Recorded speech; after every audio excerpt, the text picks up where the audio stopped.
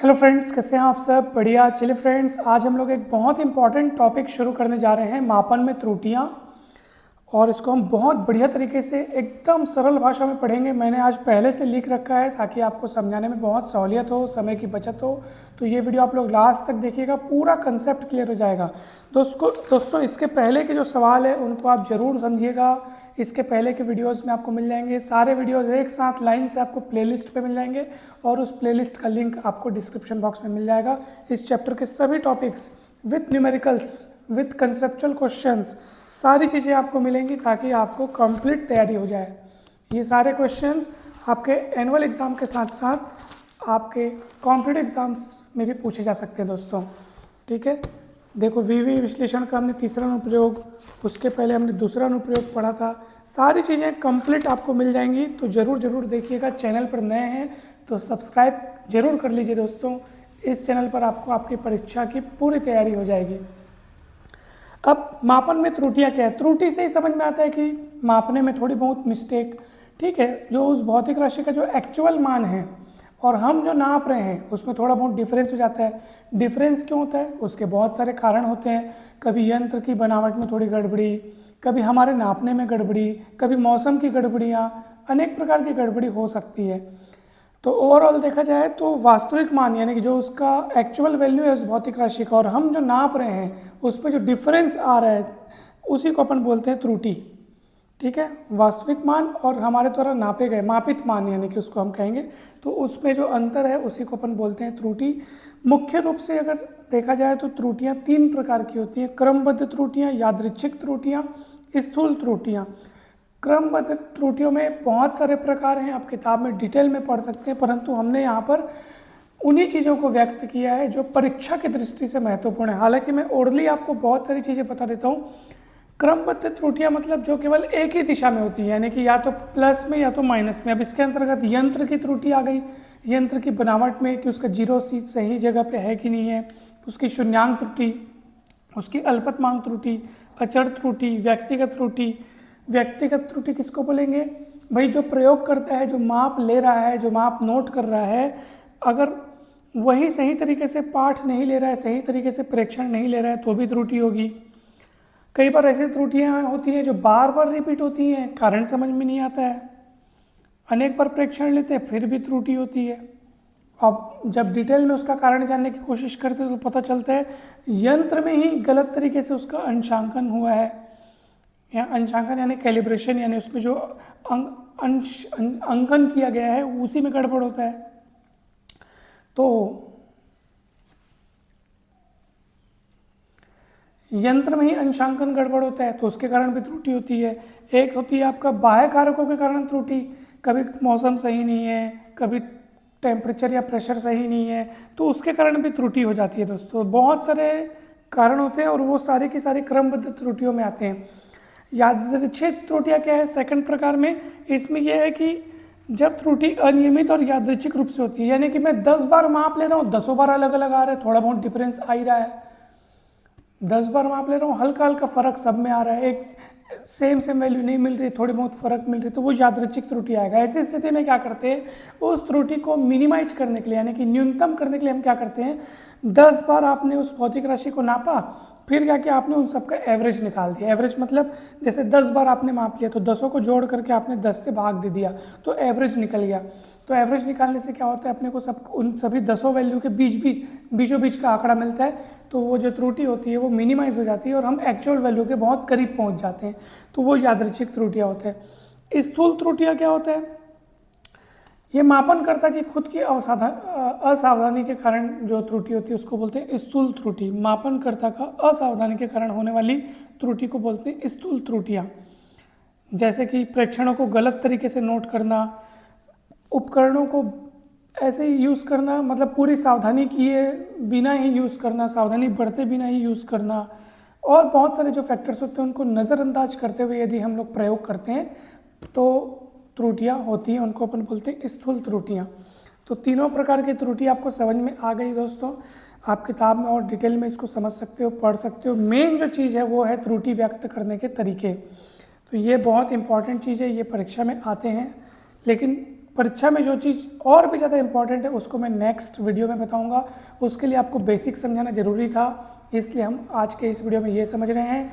अभी कुछ बहुत ही ज़बरदस्त और बहुत ही इंपॉर्टेंट चीज़ें बची हुई हैं, तो उसके लिए आपको अगली क्लास का इंतज़ार करना होगा। ज़्यादा दूर नहीं, बस अगली क्लास आपको आज शाम तक या कल उसका वीडियो आपको मिल जाएगा। उसमें बहुत सारे न्यूमेरिकल्स रहेंगे, बहुत सारे सवाल हम सॉल्व करेंगे जो आपके एनुअल एग्जाम के साथ साथ आपके कॉम्पिटिटिव एग्जाम में भी बहुत बहुत आपको लाभ पहुंचाएंगे दोस्तों। तो ज़रूर उन वीडियोस को देखिएगा। चैनल पर नए हैं तो सब्सक्राइब जरूर कर लीजिए। ये चैनल आपको हमेशा काम आएगा, 11वीं 12वीं के साथ साथ कॉलेज में भी काम आएगा, कॉम्पिटिटिव एग्जाम्स में भी काम आएगा। चलिए, त्रुटि व्यक्त करने के तरीके में सबसे पहले देखते हैं निरपेक्ष त्रुटि। इसमें क्या है कि वास्तविक मान से अपन कितना विचलित हुए उसको देखा जाता है। वास्तविक मान और व्यक्तिगत मापित मान का अंतर कहलाता है निरपेक्ष त्रुटि। मैंने डायरेक्ट सूत्र लिखा है, आपको क्या करना है, आपको पहले परिभाषा लिखना है फिर सूत्र लिखना है। परिभाषा भी इसी के हिसाब से बनी है। अब इसी को आप शब्दों में पूरा वाक्यों में लिख दो। किसी भी भौतिक राशि के वास्तविक मान तथा व्यक्तिगत मापित मान के अंतर को निरपेक्ष त्रुटि कहते हैं। ये आपका डेफिनेशन बन गया। मैंने सूत्र रूप में लिख दिया। तो आपको पहले डेफिनेशन लिखना है फिर उसका सूत्र लिखना है, ठीक है। निरपेक्ष त्रुटि को अपन डेल्टा ए से व्यक्त करते हैं, तो ये इसका सिंबल हो गया, ठीक। चलिए अब इसको समझते हैं कि वास्तव में निरपेक्ष त्रुटि निकालते कैसे। ध्यान से समझिएगा। मान लीजिए कोई भौतिक राशि है, आपने उसको नापा। कितने बार नापा, मान लो 8 10 बार 15 20 बार नापा। इसमें अपन 8 10 15 20 न लिख करके अपन कितना लिखे, n कुछ भी हो सकता है, 8 10 15 20 25 30 22 25 24 32 कुछ भी हो सकता है। कितने भी बार नापे हो आपने, कुछ भी हो सकता है, ठीक है। तो ये उस भौतिक राशि के मापित मान है, A1 A2 A3 up to AN तक। सबसे पहला काम क्या करना है आपको, इतने सारे मान मिले हैं, सब अलग अलग मिले हैं, इनके बीचों बीच का ढूंढना है, क्योंकि आप एक्चुअल के करीब पहुंचना चाहते हो। तो इन सबों का एवरेज निकालो। तो मैंने इन सबों का एवरेज निकाला, सबों को जोड़ करके जितने भी संख्या 1 2 3 4 5 कितने ठोके, n ठोके, तो n से डिवाइड कर दिया। तो ये जो आप निकाल रहे हो ना, ये आपका ए मीन निकला। ए मीन मतलब होता है एवरेज, एवरेज मतलब औसत, यानी इन सबों के बीचों बीच कोई एक वैल्यू मिलेगी तो उसी को अपन ए मीन बोलते हैं। मीन यानी होता है माध्य, ठीक है। मीन का हिंदी मतलब होता है माध्य, यानी उस भौतिक राशि का माध्य मान अपन निकाल रहे हैं, जो कि इस सूत्र से मिलेगा। अब इसको रूप बदल करके कैसे लिखा गया है ध्यान से देखिएगा। बटे में n है, उसको मैं 1/n लिख दिया। अब इस पूरे को आप ऐसे भी लिख सकते हैं। आप कहेंगे सर ऐसे कैसे लिख सकते हैं, देखो A1 से लेकर AN तक कौन बार बार प्लस प्लस करके लिखे, तो उससे अच्छा क्या तरीका है भैया, उससे अच्छा तरीका ये है कि आप सिग्मा का चिन्ह लगा लो। सिग्मा ये जो है समेशन का काम करता है, यानी कि योग करने का काम करता है। अब A1 A2 A3 AN कौन लिखे, हम लिख देते हैं AI। और कहाँ से कहाँ तक का योग गया है, देखो 1 2 3 से लेकर कहाँ तक, n तक। तो यहाँ लिखो भैया ये जो I है ना, ये I = 1 से कहाँ तक गया, n तक गया है। ये कैसे लिखे, देखो शुरुआत कहाँ से हुई 1, समापन कहाँ हो रहा है n पे। तो शुरुआत जहाँ से होती है उसको नीचे लिखते हैं और समापन जहाँ पे होता है उसको ऊपर लिखते हैं और AI लिख दिए। इतना लिखने से समझ जाएगा बंदा, कोई भी बंदा समझ जाएगा कि I की वैल्यू को 1 रखो, फिर 2 फिर 3 कहाँ तक, n तक। तो ये पूरा चीज़ लिखना है अपने को। तो इसको शॉर्टकट में लिखने का तरीका है ये। जैसे उदाहरण के लिए मैं लिख रहा हूँ, मान लो XJ लिख रहा हूँ, XJ, और J का मान मैं 1 से 3 तक लिखा हूँ। मतलब आप समझ गए कि J का मान 1 से 3 तक लिखना है और समेशन ये जो सिग्मा का चिन्ह लगा है उसका मतलब ये कि उनको आपस में जोड़ना है, यानी कि X1 J का मान 1 रखो, फिर 2 रखो, कहाँ तक रखना है, 3 तक रखना है। तो ये 3 तक रख दिए। अब आपको समझ में आ गया, बहुत सरल चीज़ है, ठीक। अब सुनिए ध्यान से। तो ये जो ए मीन अपने पास निकला है, एवरेज जो निकला है, तो हम क्या करेंगे भैया, ये जो n बार आप उस भौतिक राशि को नापे हो, तो ये एवरेज वैल्यू से कितने कितने डिफरेंस में है सारी मापें, उसको अपने को निकालना पड़ेगा। उसी को अपन बोलते हैं निरपेक्ष त्रुटियाँ। निरपेक्ष बोलने का मतलब ये है कि देखो निरपेक्ष शब्द का मतलब क्या है, ये अपन एवरेज निकाले, ठीक है। एवरेज किसको बोलते हैं, जो इनके बीचों बीच का होगा। इसका मतलब यह है कि इनमें से कुछ मान इससे ज़्यादा भी होंगे और इनमें से कुछ मान इससे कम भी होंगे। तो जो मान ज़्यादा होंगे, जब हम इसमें से उसको घटाएंगे तो अपने को नेगेटिव मान मिलेगा, और जो मान कम होंगे तब हम उसमें से इसको घटाएंगे तो अपने को आंसर प्लस में मिलेगा। मान लो ये मान है 4 5 6 7 8 9 10, कुछ भी ऐसे अपने मन से मिले रहो, और ये मान निकला आपको मान लो 7।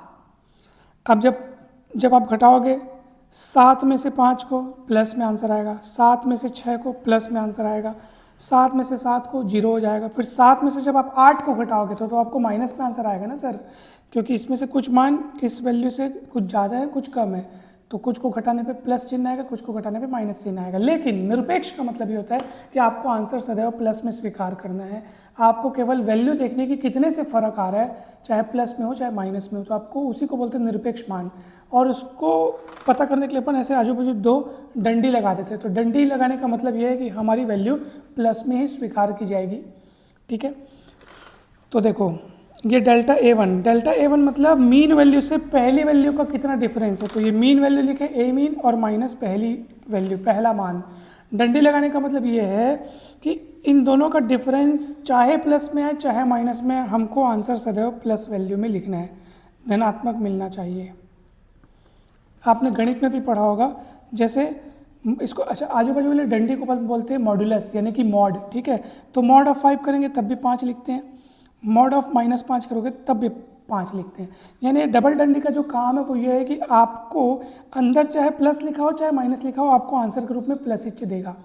ठीक है, तो डंडी लगाने का मतलब ये है कि आंसर उसका प्लस में है। सीधी सी बात, बहुत सरल चीज़ है, घबराने वाली बात नहीं है। ठीक है, अब हमको ये देखना है कि ए मीन का दूसरी वाली वैल्यू से कितना डिफरेंस है। तो ए मीन -A2 कर दिए।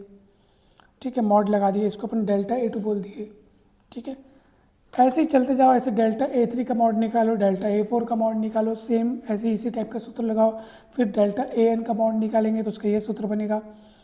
तो ये सब निरपेक्ष त्रुटियाँ निकाल रहे हो कि मीन यानी कि माध्य जो त्रुटि है उसका पहले से कितना डिफरेंस है, दूसरी वाली से तीसरी वाली से कितना कितना डिफरेंस आ रहा है। फिर ये सब निरपेक्ष त्रुटियाँ निकालो। अब इन सबों का एवरेज निकालेंगे, इन सबों का एवरेज निकालेंगे। तो कैसे निकालेंगे एवरेज? इन सबों को जोड़ करके आपको n से डिवाइड करना है। तो ये माध्य निरपेक्ष त्रुटि आएगा, माध्य निरपेक्ष त्रुटि डेल्टा ए मीन। फिर इसको भी आप शॉर्टकट में लिख सकते हो समीशन के रूप में, बटे n है तो उसको 1/n करके सामने लिख दिए। फिर डेल्टा A1 का मॉड, डेल्टा A2 का मॉड, प्लस प्लस कब कहाँ तक गया है, डेल्टा AN का मॉड। तो भैया एक बार मॉड लगाओ, उसके अंदर डेल्टा AI लिख दो और i = 1 to n बता दो। तो समझने वाला समझ जाएगा कि ऐसे आई का मान 1 2 3 4 रखना है। यानी पहले डेल्टा A1 आएगा, फिर डेल्टा A2 आएगा, सबका मॉड लगा हुआ है। डेल्टा A1 का मॉड, फिर डेल्टा A2 का मॉड, डेल्टा A3 का मॉड, चलते जाएगा। शॉर्टकट लिखने का तरीका ये डेल्टा ए मीन है। डेल्टा ए मीन बोलने का मतलब ये है कि देखो माध्य से कितने कितने विचलन हो रही हैं वो सबको अपन ने देखा। अब उन विचलनों का जो विचलन हो रहा है, जो त्रुटियां मिल रही हैं, जो निरपेक्ष त्रुटियां मिल रही हैं, उसको भी आप उसका भी एवरेज निकाल रहे हो। यानी कि ये एवरेज आपको बताता है कि भैया किसी भी भौतिक राशि का जो मान है, एक्चुअल मान है, वो माध्य वैल्यू से जो उसका माध्य वैल्यू से जो विचलन है और निरपेक्ष त्रुटियों का जो एवरेज निकाले हैं उतना प्लस या माइनस में होगा। यानी कि ये एवरेज निरपेक्ष त्रुटि है। यानी 10 बार आप नापोगे, 10 बार जो है 10 बार का जो एवरेज रहेगा, तो वो जो एवरेज उन 10 बार से जो जितने डिफरेंस में है उन डिफरेंसेस का भी आप एवरेज निकाल रहे हो। तो जो उस भौतिक राशि का जो मान है वो उसके एवरेज मान से इतना कम या ज़्यादा हो सकता है, इतना कम या ज़्यादा हो सकता है। ये क्या है? Delta A mean. तो प्लस या माइनस लिखे हैं, यानी कि उस भौतिक राशि को बीच में लिखो और इन दोनों को एक बार जोड़ के इस तरफ लिखो और इन दोनों को एक बार माइनस करके यहाँ लिखो। तो उस भौतिक राशि का मान इतने इतने के बीच में होगा। यानी उस भौतिक राशि की माप अगर केवल एक बार ले तो एक बार लेंगे तो आखिर भाई इन्हीं में के तो बीच का आएगा ना। भौतिक राशि का मापित मान अगर इतना है और उसका मान सिर्फ एक बार ले रहे हो तो क्या इन लोग से एकदम डिफरेंस में आ जाएगा कि नहीं? इन्हीं लोग के बीच में आएगा। तो वो कितना बीच में आएगा उसी को सटीकतम निकालने का ये तरीका है। ये सबसे पहले इनका एवरेज लो, इनका एवरेज लेने के बाद आपको हर एक से कितना कितना डिफरेंस आ रहा है मीन, उसको निकालो। फिर वो जो जितनी निरपेक्ष त्रुटियाँ आ रही हैं उनका भी एवरेज निकालो। तो वो आपको बताएगा कि भैया वो उतना प्लस या उतना माइनस हो सकता है मीन वैल्यू से। ठीक है, मीन यानी माध्य वैल्यू से उतना प्लस या माइनस हो सकता है। तो ये चीज़ आप लोग याद रखिएगा। ठीक, ये हो गया आपका उस भौतिक राशि का जो माध्य निरपेक्ष त्रुटि अपन निकाले वो। अब देखो इसी माध्य निरपेक्ष त्रुटि में अगर माध्य मान का डिवाइड कर दें, यानी माध्य निरपेक्ष त्रुटि किसको बोल रहे हैं? डेल्टा ए मीन को बोल रहे हैं। तो डेल्टा ए मीन में यदि ए मीन का डिवाइड कर दो तो ये आपेक्षिक त्रुटि कहलाता है। और इसी में अगर 100 का गुणा करके इसको प्रतिशत में ज्ञात कर लो, यही चीज़ है, देखो यही सूत्र लिखा है, बस फर्क किस बात का है? गुणित 100 करके प्रतिशत का चिन्ह लगा दिया है, तो ये प्रतिशत त्रुटि कहलाता है। ठीक है फ्रेंड्स, तो इसको प्रतिशत में व्यक्त करने, बस ये 3 तरीकों से अपन त्रुटियों को व्यक्त करते हैं। मुझे पूरी उम्मीद है कि ये सवाल, ये टॉपिक आपको बहुत अच्छे से समझ में आया होगा। मैं फिर से कहता हूँ कि अगले वीडियो का जरूर इंतजार कीजिए, अगला वीडियो जरूर देखिएगा, जरूर देखिएगा। उसमें मैं आपको ऐसे ऐसे न्यूमेरिकल्स बताऊँगा जो कि आपकी परीक्षा में डेफिनेटली आएंगे। इस वीडियो से कई गुना ज़्यादा इंपॉर्टेंट अगला वीडियो रहेगा। ये भी इंपॉर्टेंट है, ये बताना इसलिए ज़रूरी था बिकॉज यहाँ पे बेसिक चीज़ें हैं, क्योंकि भाई हम जब तक टॉपिक को समझेंगे नहीं तब तक इसके आगे की चीज़ें कैसे समझ सकते हैं। तो ये बेसिक चीज़ हुई, आगे चल करके हम और भी इम्पॉर्टेंट चीज़ें समझने वाले हैं। तो मुझे पूरी उम्मीद है कि आज का ये टॉपिक आपको बहुत बढ़िया तरीके से समझ में आएगा। कहीं पर भी कोई भी डाउट हो, कुछ कन्फ्यूज़न हो तो बेझिझक बिंदास ज़रूर कमेंट करके पूछिएगा। आप चाहें तो हमसे सीधे व्हाट्सएप पे डायरेक्ट मैसेज करके भी आप अपने डाउट्स शेयर कर सकते हैं। डिस्क्रिप्शन बॉक्स पे आपको डिटेल्स मिल जाएगा। आप सभी को बहुत बहुत धन्यवाद दोस्तों। चैनल को जरूर सब्सक्राइब कर लीजिए। मैथ्स, फिजिक्स और केमिस्ट्री की संपूर्ण तैयारी के लिए ये चैनल आपको हमेशा काम आएगा। आप सभी को बहुत बहुत धन्यवाद। जल्दी मिलते हैं अपन नेक्स्ट वीडियोज़ में।